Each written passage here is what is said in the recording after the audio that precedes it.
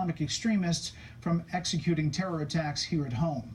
Chief Intelligence Correspondent Catherine Herridge tells us that increased focus is really zeroing in on the Obama administration's refugee policy. We still don't have a national strategy to combat terrorist travel.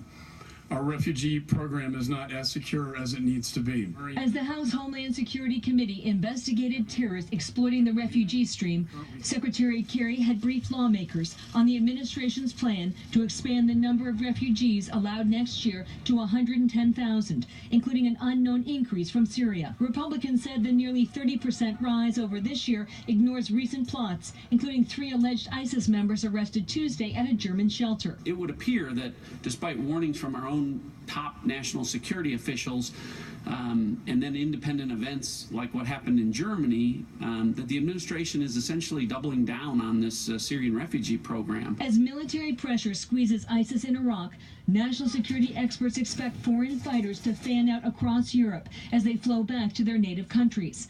One Homeland Security official acknowledged the challenge. So it's not that we don't have perfect information on the individuals, so some of that information is destroyed.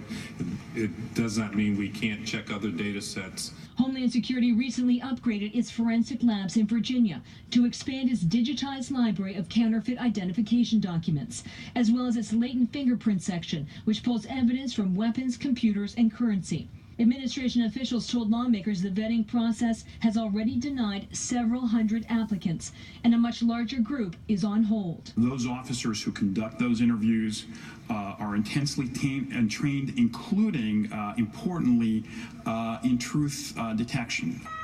But the threat is not a hypothetical, as the ISIS terrorist Abdul Hamid Aboud, who was behind November's Paris massacre, traveled with his team posing as refugees.